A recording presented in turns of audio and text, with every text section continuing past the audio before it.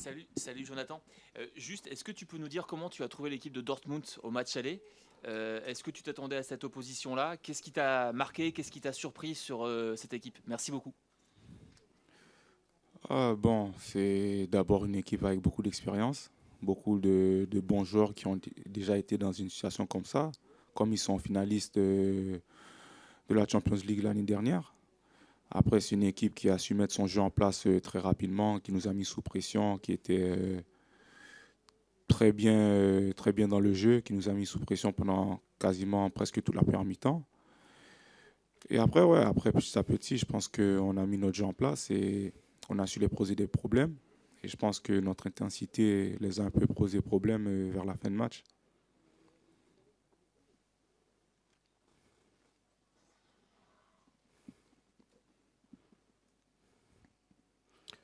Sylvain Charlet, juste au milieu, là, entre les caméras. Bonjour Jonathan, est-ce que vous êtes les favoris de cette confrontation? De ce match, de ce match. Non, je crois pas. Comme je l'ai dit, c'est les finalistes de la Champions League l'année dernière. C'est une équipe avec beaucoup d'expérience qui sont habitués à des moments comme ça, des matchs comme ça.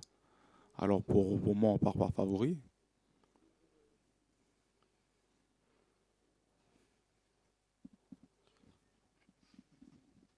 Nathan Gourdol pour l'équipe. C'est bon. Par rapport à ce que vous avez déjà effectué dans cette Ligue des Champions cette saison, à quel point votre approche de ce match change? Est-ce que vous les abordez avec plus de confiance, ces matchs contre Dortmund, que vous en aviez au début de la compétition? Qu'est-ce qui a changé dans votre état d'esprit, dans l'approche de ces matchs-là? Je pense rien du tout. Je pense que tous les matchs, on les a abordés avec beaucoup de confiance, très tranquillement, sereinement, dans notre préparation. Et après, on sait qu'on a un effectif de qualité qui peuvent performer dans des matchs comme ça. C'est ça qui nous rend confiants.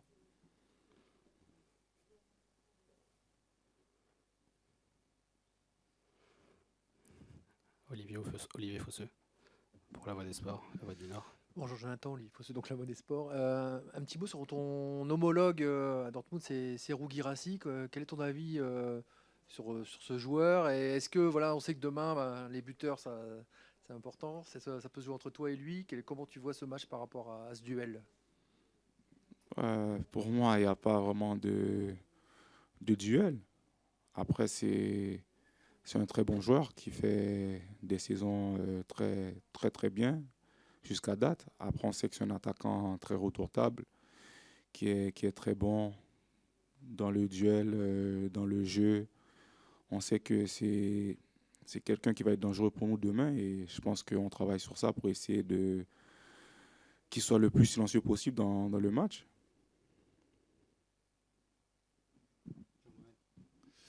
Jean Babel d'RMC Sport. Jonathan, demain, il y aura une ambiance extraordinaire, tout le monde doit être en rouge, soirée Ligue des Champions, enfin, il y aura un parfum vraiment particulier pour cette rencontre. Comment tu appréhendes un peu ce style de match, un peu à l'image de la Aston Villa ou ce que tu as déjà vécu avant? Comme tous les matchs, c'est sûr que c'est la Champions League, alors elle est un peu différente. Mais après, il y a eu beaucoup de matchs dans la saison où le stade il a été rempli, que les supporters ils ont toujours été derrière nous. Alors par rapport à ça, je dirais même pas une motivation, c'est quelque chose que les joueurs on apprécie, qu'on aime et bien sûr on a envie de jouer dans des atmosphères comme ça. Philippe Guilbault pour la Voix du Nord. Bonjour Jonathan, Philippe Guilbault, La Voix du Nord. Là, c'est un match à élimination directe. Vous en avez déjà vécu en début de saison. Et comment est-ce que tu juges? Est-ce que c'est important justement d'avoir pu vivre ça en début de saison, ce type de confrontation? Et puis comment est-ce que tu juges ce match-là? Est-ce que c'est vraiment différent des précédents matchs de Ligue des Champions? Euh, ouais, je pense que ça nous a aidé ces matchs en début de saison parce que directement ça nous met dedans pour le début de la Champions League, mais aussi pour notre début de saison, que c'est des matchs que tu ne peux pas perdre. Mais je pense aussi le contexte il change parce que il y a déjà eu toutes ces campagnes de Ligue des Champions. On a déjà fait un parcours, je pense, exceptionnel. Alors sur ce point de vue-là, le contexte est différent. Mais je pense que c'est un match comme tous les matchs qu'on veut gagner. Jonathan, quel message tu veux passer aux supporters qui, a priori, ont comme consigne de tous venir en rouge demain pour vous supporter? Juste de nous supporter le mieux possible, de faire du bruit, de nous encourager et de nous donner de l'énergie pour donner encore plus sur le terrain.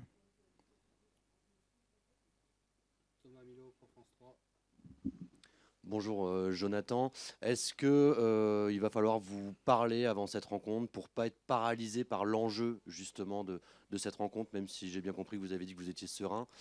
Néanmoins, il y a un enjeu, il va y avoir un contexte, et est-ce qu'il faut que vous en parliez entre vous de ça? Oui, je pense qu'on va parler entre nous. Je pense aussi que le coach va faire passer un message pour que tout le monde soit sur la même longueur d'onde. Et après, ça va être ça.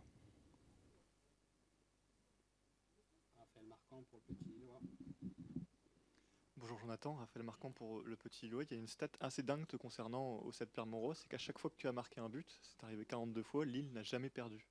Est-ce que, outre le fait de donner un avantage, tu as l'impression qu'en marquant, tu donnes une force supplémentaire à ton équipe? Est-ce que tu as l'impression de donner une confiance, quelque chose en plus à tes coéquipiers? Merci. Bon, ça, faut les poser la question. Je ne sais pas sur ça, mais pour moi, cette statistique, même si elle est bien, pour moi, ça m'importe peu parce que on peut le dire aujourd'hui et demain je marque et on perd, alors tout peut arriver. Je pense que si je marque déjà, c'est bien parce que ça aide l'équipe, ça nous met dans une bonne position. Et après, si c'est un autre qui marque, aussi tant mieux.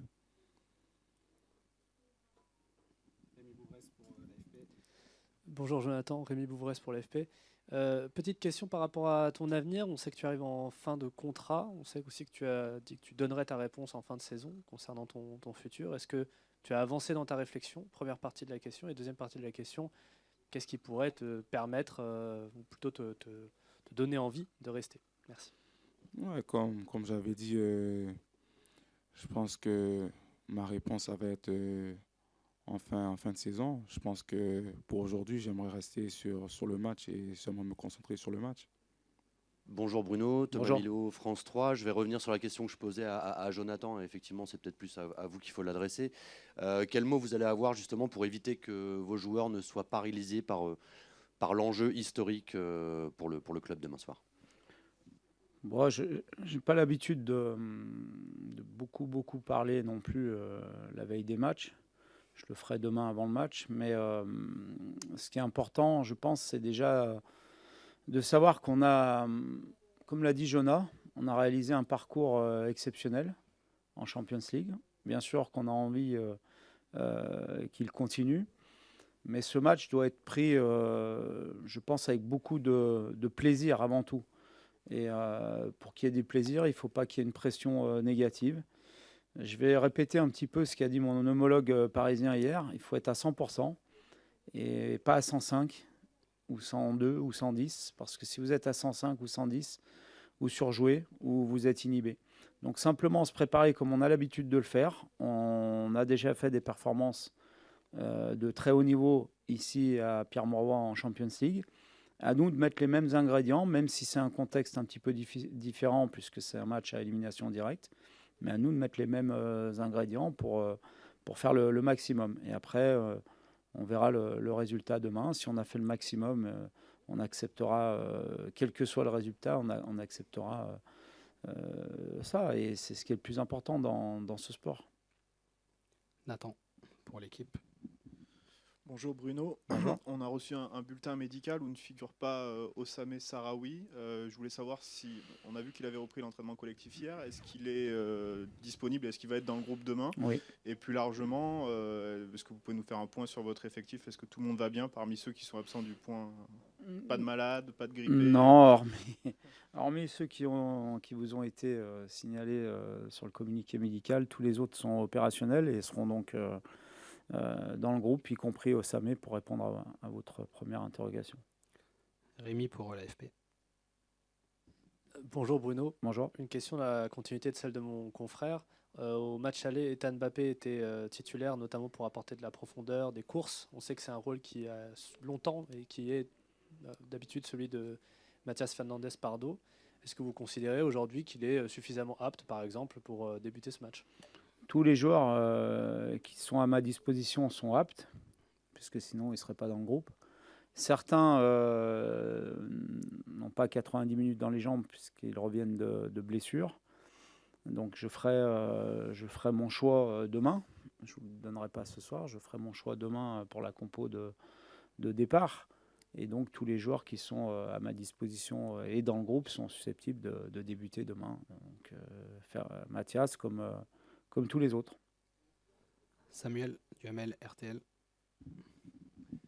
Bonjour Bruno. Bonjour. Je sais qu'il y a beaucoup de poker menteurs quand on pose ce genre de questions, mais est-ce qu'au vu du résultat du match aller, de la physionomie également du match aller, et du fait que vous allez jouer en fait un huitième de finale chez vous, le LOSC est désormais le favori de cette double confrontation? Merci. Non, parce que premièrement, comme l'a rappelé Jonah, et on a tendance à vite oublier, Borussia est le dernier finaliste de la Champions League.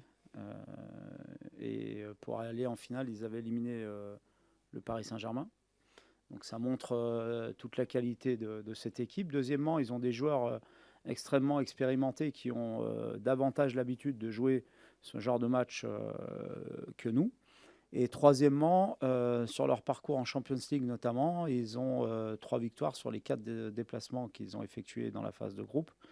Je crois que leur seule défaite en phase de groupe était au Real, après avoir mené, il me semble, 2-0, si ma mémoire est bonne. Donc ça montre toute la qualité de cette équipe, qui, il est vrai, en championnat n'a pas les résultats escomptés, mais qui est une toute autre équipe en Champions League. Donc pour moi, ça reste du 50-50 avant ce match retour.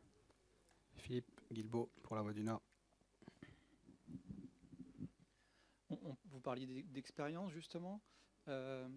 Qu'est-ce que vous apporte la vôtre sur ces matchs à élimination directe, sur la façon de les aborder et les ingrédients ou les petites choses qu'il ne faut pas oublier de mettre? Je pense que lorsque vous avez déjà vécu certaines situations, ça favorise, on parlait de sérénité, de calme, de lucidité, mais de motivation. Je pense que lorsqu'on a déjà vécu ce genre de situation, c'est plus facile de les appréhender, de les prévoir, de les anticiper et forcément de dégager quelque chose de positif vis-à-vis de mon équipe. Je pense que si on a fait ces performances-là, c'est qu'on a la qualité, puisqu'on a battu de grandes équipes à domicile ou à l'extérieur.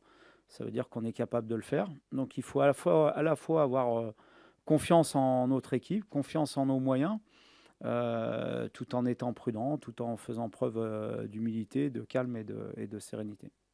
Jean Baumel pour RMC Sport. Bonjour Bruno. Bonjour. Concernant l'aspect historique de ce match, il y a qualification. Est-ce que c'est quelque chose qui toi, t'imprègne pour préparer cette rencontre? On en parle beaucoup parce que le club n'a jamais... C'est la 3e fois que c'est un 8e de finale en Ligue des Champions. Est-ce que rentrer dans l'histoire, ce serait un moment très fort? C'est un des dangers qui nous guette, c'est de penser à ça avant de penser au match et au jeu. La qualification, l'aspect historique pour le club sera la conséquence de ce qu'on va faire sur le terrain et en particulier de ce qu'on va faire dans notre jeu. Et il ne faut pas inverser les choses. Il ne faut pas qu'on ait à l'esprit qu'on peut rentrer dans l'histoire, que c'est un match peut-être le plus important pour le club, etc. Il faut simplement se concentrer sur ce qu'on a à faire pour atteindre cet objectif. Et quand on l'aura atteint, on aura le temps de savourer et de parler de tout ça. Mais le gros danger, la chose à ne pas faire, à mon avis, est justement de penser à tout ça avant de penser à notre jeu et de ce qu'on doit faire face à cette équipe qui, à l'aller, nous a montré aussi que c'était une équipe très performante. Rémi, pour l'AFP. Rémi, juste derrière toi. Merci. Excuse-moi, Nathan. Rebonjour Bruno. J'ai cette fois une question concernant Ayoub Boadi, dont on dit évidemment énormément de bien, c'est normal. Maintenant, j'aimerais vous demander sur quoi est-ce qu'il a progressé en fait depuis le début de la saison et sur quoi est-ce qu'il peut encore progresser. Merci. Je pense qu'il a fait certainement son meilleur match lors du match à aller. Il a beaucoup progressé, on en avait beaucoup parlé sur une phrase qu'Aimé Jacquet avait dite à Robert Pires, il fallait qu'il muscle un petit peu son jeu, c'est ce qu'il fait progressivement. Je trouve qu'il montre beaucoup de sérénité technique, par rapport à ses débuts. Peut-être qu'il avait un peu plus de déchets. Aujourd'hui, je pense qu'il a encore quelques axes d'amélioration, ce qui est normal à son âge. Je les garde pour moi et pour lui, puisque j'en parle souvent. Et puis, on ne peut pas dévoiler des choses qui pourraient donner des idées à notre adversaire non plus.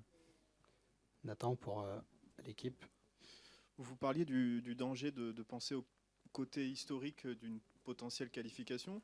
Est-ce qu'il n'y a pas un danger aussi à affronter un Borussia Dortmund un peu blessé? Ouais, il y a des problèmes visiblement dans leur vestiaire. Niko Kovac a poussé une gueulante ce week-end. Est-ce que ça ajoute aussi un petit peu d'électricité, j'allais dire, sur ce duel? Oui, vous avez complètement raison. Je n'étais pas forcément rassuré de lire ou d'écouter ce que j'ai lu et écouté ce matin sur leur problème à l'entraînement, parce que souvent ça peut créer aussi un sentiment de révolte et resserrer les rangs. Et on sait toute la force aussi des équipes allemandes dans ces moments-là, savoir se reconcentrer, se remobiliser sur un événement. Donc on ne s'attend pas du tout à une opposition facile. C'est jamais facile en Champions League, mais en tout cas on s'attend à un match à disputer, un match où il va falloir être à 100% et où il va falloir faire beaucoup de choses parfaitement pour l'emporter. Thomas, pour France 3. Bruno, sur le public, l'ambiance, qu'est-ce que vous attendez de ce public, de vos supporters demain soir à Pierre-Mauroy? Et est-ce que c'est véritablement un vrai avantage quand même de faire ce retour à la maison? Non, tout simplement qu'ils vivent l'événement à la hauteur de ce qu'il est pour eux aussi, parce que c'est aussi pour eux qu'on joue et qu'on a envie de transmettre des émotions fortes et qui jouent leur rôle comme on dit, de 12e homme, même si les supporters ne sont pas sur le terrain. Donc forcément, ça sera à nous d'abord de faire tout ce qu'il faut, mais on sait que dans des moments, dans des temps faibles ou dans nos temps forts, ça peut avoir une importance et nous donner des forces supplémentaires d'avoir les 45 000 personnes qui vont nous pousser demain. Ça a déjà été le cas au match aller, même s'ils étaient 4 000. On les a beaucoup entendus et on avait aussi envie pour eux de donner le maximum. Donc je pense que c'est quand même un avantage de jouer le match retour compte tenu du résultat à l'aller à la maison, mais ça ne sera pas suffisant pour l'emporter. Il faudra beaucoup d'autres choses. Jean Baumel. Oui, Bruno, ça peut durer un peu plus longtemps que prévu demain soir et aller jusqu'à la séance de tir au but. Est-ce que c'est des paramètres, prolongation, tir au but dont tu as parlé avec tes joueurs ou que tu vas aborder demain? Non, parce que j'aime pas la projection. On ne sait pas ce qui se passera. Et s'il faut aller aux prolongations, on verra. Vous savez, quand on se projette, on peut envisager des scénarios et puis ces scénarios peuvent être mis à mal par une blessure, par plein d'événements qui vont avoir lieu dans le match.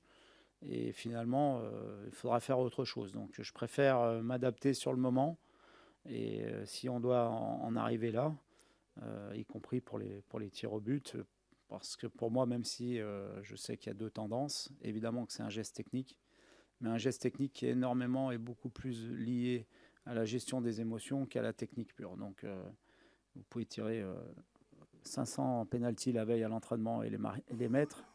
Et le jour du match, lorsque vous devez marquer soit pour qualifier votre équipe, soit si vous ratez, c'est votre équipe qui est éliminée, je peux vous garantir que ce n'est pas le même geste technique à effectuer. Ça, je pense que tous ceux qui ont joué au football le savent. Tous ceux qui ont tiré des pénaltys ou des tirs au but le savent, que le chemin entre le rond central et le point de pénalty, il est long et qu'il se passe beaucoup de choses dans la tête. Donc là aussi, si on doit y aller, ça sera dans la gestion des émotions qu'il faudra être fort, comme il faudra l'être pendant les 90 premières minutes pour être concentré sur notre jeu, sur ce qu'on a à faire, sur ce qu'on sait faire aussi, et bien se rappeler de ce qu'on a déjà fait dans cette compétition à domicile pour le reproduire.